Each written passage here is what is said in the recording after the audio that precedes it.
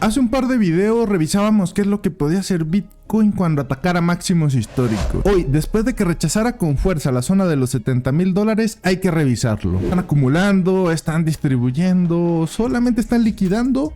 Vamos a verlo. Como lo veíamos, no es raro ver que Bitcoin rechace máximos históricos en una primera vez. Hasta ahí todo normal, pero hay que estar atentos a varias huellas que nos deja el mercado, porque nos van a dar la pista si podemos ver retrocesos fuertes o no tanto. Una revisión rápida de máximos históricos, podemos ver cómo en noviembre de 2020, después del bear market, batallaba y le costaba 1, 2, 3 semanas romper máximos. Una vez que lo rompe el precio revienta, pero le costó al principio y tenemos velas bastante bajistas y bastante peligrosas en esas fechas. También año 2017, los últimos 2 halvings, incluso Bitcoin conseguía romper el máximo histórico, conseguía atacar con fuerza esa zona, sin embargo terminaba cayendo también 1, 2, 3, 4, 5 semanas antes de conseguir generar ese patrón de ruptura alcista. Esto es normal porque suele ser una zona de resistencia, una zona de toma de ganancias, una zona donde Bitcoin tenía mucho tiempo sin estar,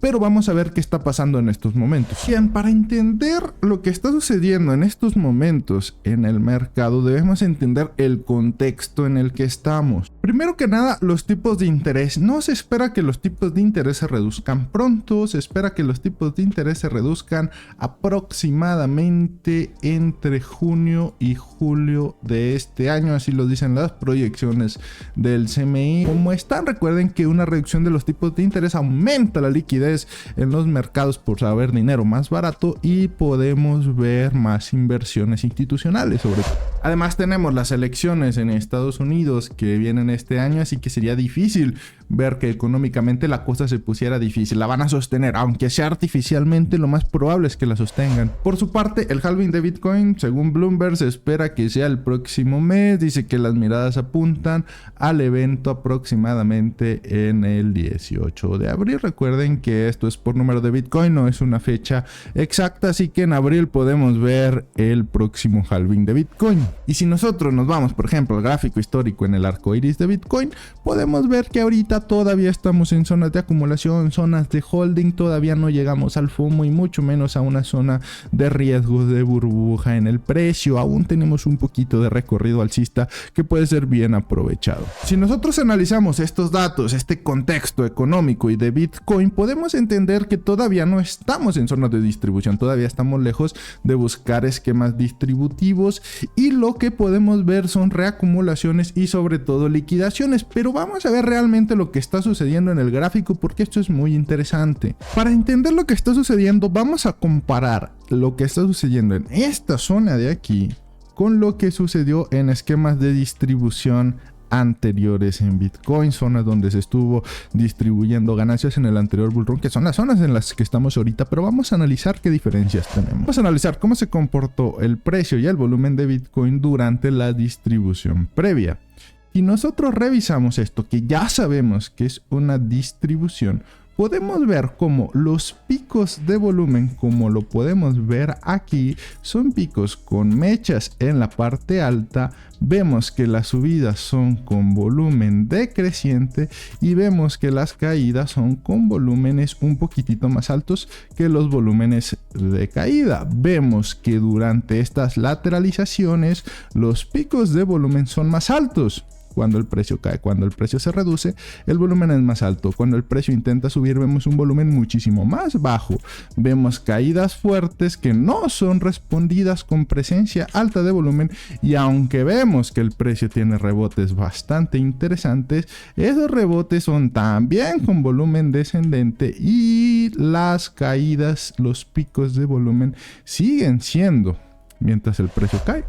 En su momento, estas eran alertas muy fuertes de distribución porque en las distribuciones el volumen entra en venta por el simple hecho de que lo que termina sucediendo es que dejan que el precio suba por naturaleza y por FOMO. Institucionalmente se vende y eso hace que el precio caiga con un alto volumen porque se vende rápido. posteriormente dejan de vender en una zona donde ya no es atractivo vender, dejan que el precio continúe subiendo, siguen metiendo FOMO y cuando vuelve a llegar a la zona interesante de venta le vuelven a meter volumen para que el precio caiga. Por eso vemos esos picos de volumen, por eso vemos ese volumen ascendente cuando el precio cae. Vamos a ver entonces qué es lo que está sucediendo ahorita. Hay que entender que todavía es pronto para sacar conclusiones definitivas, pero sí nos podemos dar una pista de lo que termina de suceder. Si nosotros revisamos igual en el gráfico diario, aunque tenemos picos de volumen rojos, hay que analizar también la acción del precio en esos picos de volumen. ¿Por qué? Si se fijan, este pico de volumen corresponde a esta vela de aquí. Tenemos apoyo en la media 10, mecha por la parte baja y posterior subida. Este otro pico de volumen, por el contrario, tenemos una vela completa verde con poca mecha por la parte alta y el precio continúa subiendo. Este pico de volumen que tenemos aquí lo tenemos en un intento de caída y un intento de apoyo a máximos históricos, que es esta línea que tenemos aquí en $69,000, y posteriormente cuando el precio intenta seguir cayendo, lo que vemos es volumen descendente.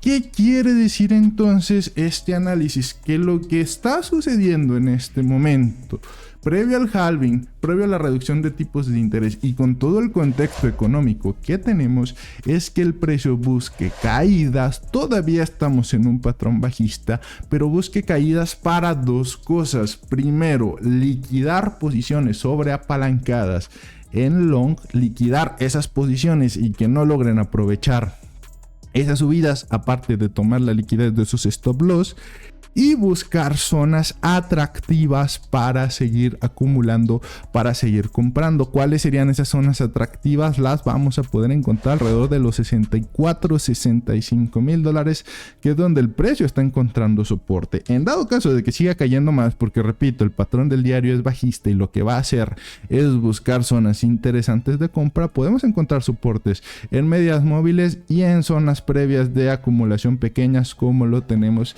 en los $53-54,000. Hay que estar muy atentos a esas zonas, porque en esas zonas es donde podemos ver nuevamente aparecer ese volumen de compra y confirmarnos, primero, que estamos en una reacumulación, y segundo, que esa sería la zona baja de esa reacumulación.